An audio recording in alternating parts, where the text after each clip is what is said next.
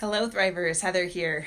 I'm still recovering from strep throat, but my inspiration bug or light, whatever was going on, off inside me today. So I really felt like I should jump in here and do a quick live stream for you all.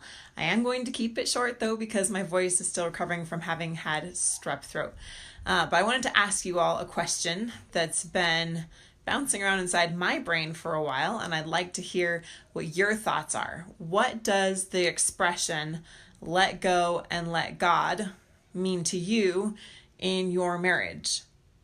I've seen some incredible wins being posted here recently in the group, as well as a lot of people asking for prayers and help support while they're in the fight for their heart and the fight for their marriage, right? The fight for their family.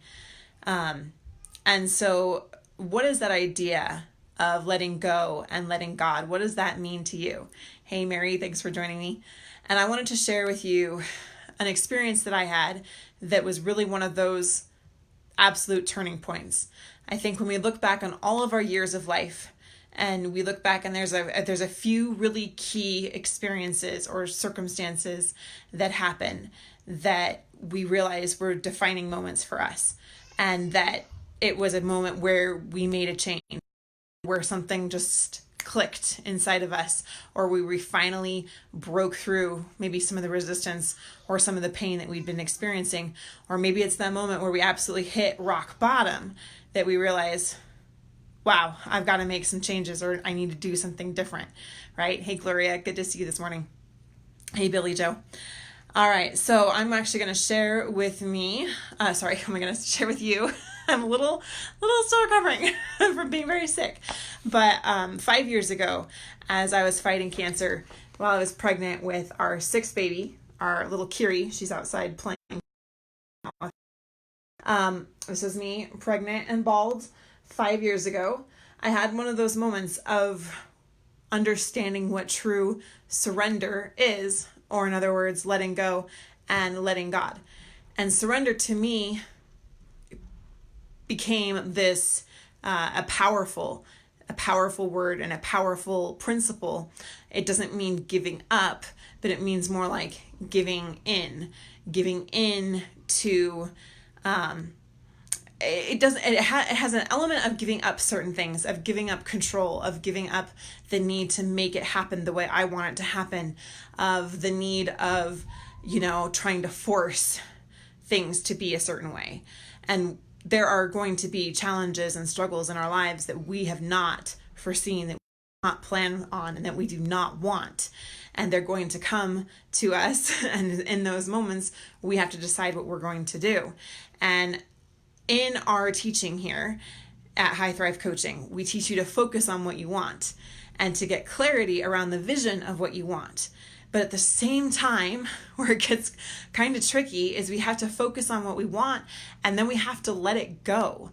And we can't force it to happen. We know that when we push our spouse to do anything, it only pushes them further away, which is why we call it our push versus pull method, right?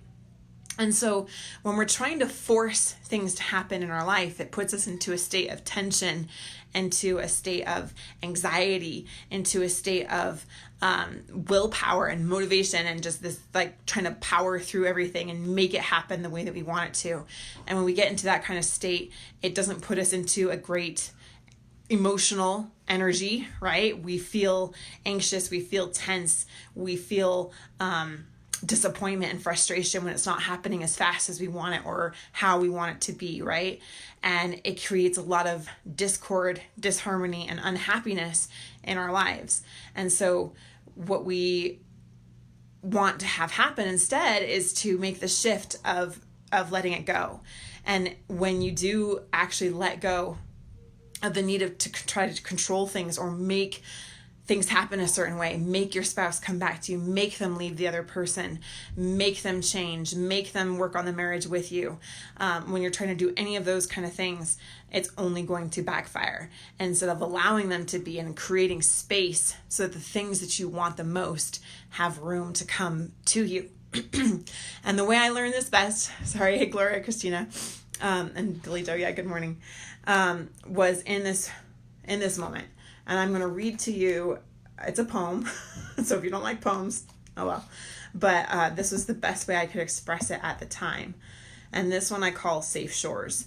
I had just received chemotherapy treatment at about, I think I was like 16 weeks pregnant. And I had been guided by an oncologist, you know, one of the best experts in the world, on that this was the best course for me and my baby, that the baby would be protected as much as possible. However, I had to do this to be able to save my life. I am a very protective mother. And I'm like one that I barely take Tylenol. Like even taking antibiotics for strep throat right now is hard to do. And so the idea that I was sitting in this infusion room and I was hooked up to the IV and this red chemotherapy was coming down the IV line, which is called, oh my goodness, I can't think of it right now. It's AC, adriamycin cytoxin.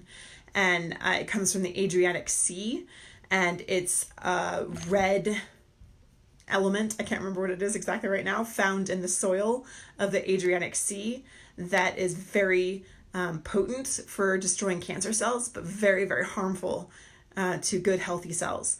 And I literally could only have 9 of these treatments in my life. And I was getting 4 of them while I was pregnant. So I've already had 4 of these treatments as of this date.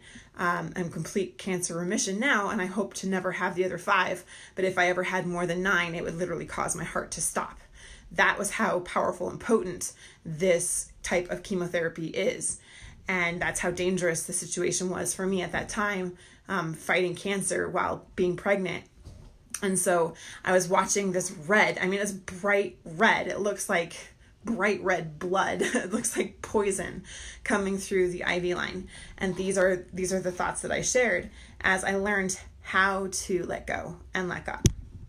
I said, poison falls around me like red rain, but the cloud is inside me, swirling through my heart, my lungs, my veins. I'm gonna turn the page.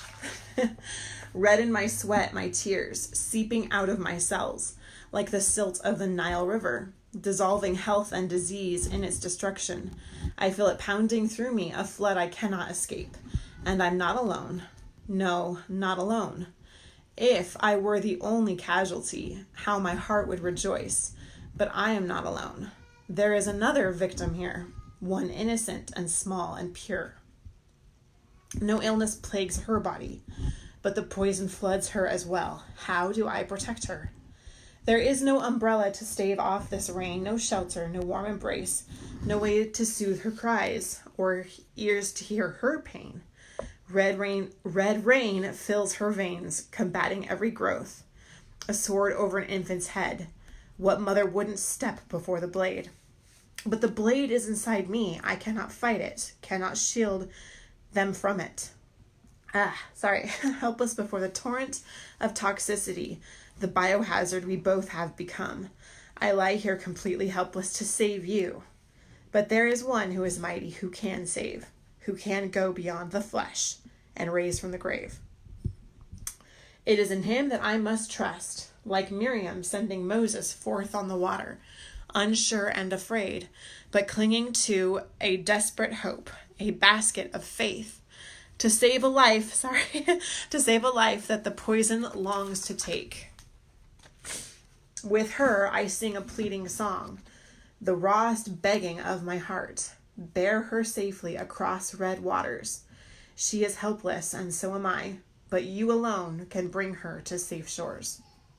And so in that moment of watching this red chemotherapy pouring into my veins and knowing that in a way that it might affect my, my poor child as well, that I was bearing, and that she was a victim to this herself, I felt a kinship to the mother of Moses.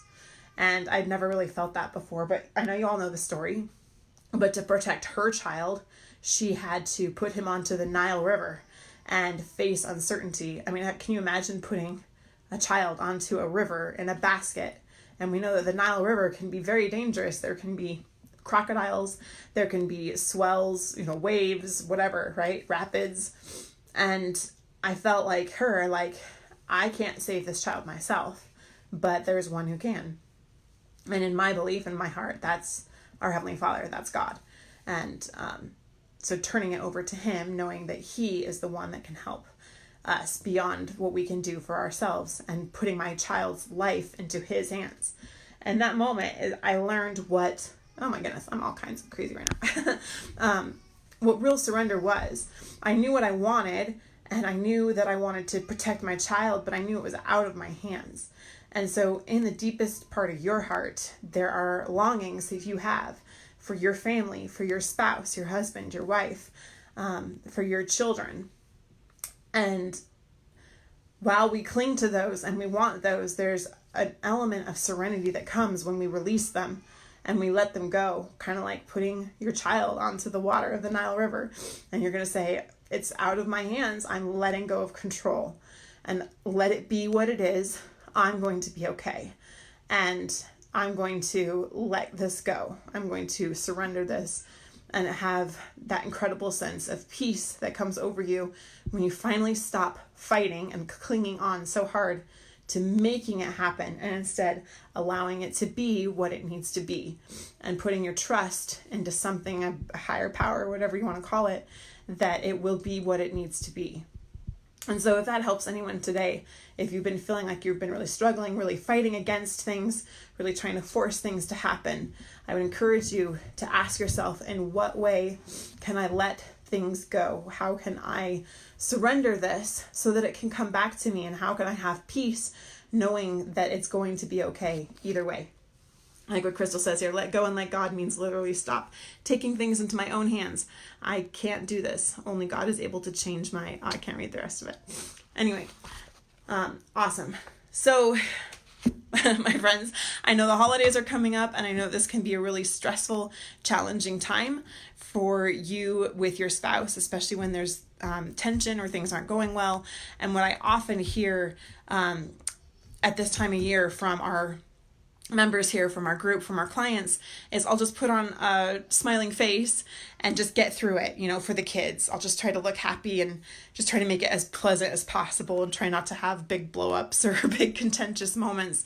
And I understand where that's coming from, but at the same time, let's make sure that we are working to heal the deeper things and not just putting, a Band-Aid on a bleeding neck problem. Let's make sure that we are really in a solid and sound place ourselves so that we can experience these things with joy and with that element of surrendering and letting go and letting it be, and letting it, just taking that moment and saying, it's okay. Whatever it is, it's actually what it needs to be. And I accept that. I let it be. And when do that, you will find that you'll have greater peace and greater strength in your heart to face the challenges that are up ahead of you through the holidays. I know that Thanksgiving is coming up here in the US next week, and then obviously we've got Christmas and New Year's coming up in just a month. And so really make sure that you are in a solid place yourself and in the very best state so that you can show up the best that you can for other people. So I encourage you guys to do that. I also encourage you guys, if you haven't yet, to join our early bird waiting list. There haven't been a lot of people that have joined as much this time as last time. Usually we get several hundred, and we have less than 100 right now. And so I'm not sure what's going on. Maybe everyone's just distracted with the holidays. However, Mark and I really wanted to give you guys some tools and some help to get through the holidays with our Path workshop that we're doing at the beginning of December. And so if you haven't had a chance yet to join our early bird waiting list, I encourage you to do that. Because it's going to be able to give you guidance and direction during this crazy, busy, hectic time, so that you make sure that you're really not just putting on a smiling face, but really have strength and the right support to help you with your relationship at this time. And you can even make some awesome progress and breakthroughs that always happen with our workshops as you get to work with Mark and learn the Path method yourself and how to apply that to your relationship. And so I really encourage you guys to do that. If you haven't yet, I'll post the link there. But above all, I just want to let you guys know that I appreciate you. And I know that sometimes you're facing things that you never, ever thought that you would face yourself. and that they're going to test you, and it's going to try you, and it's going to push you to your very limits of what you think that you can handle. And in those moments, we have the opportunity to grow. I appreciate you guys, and I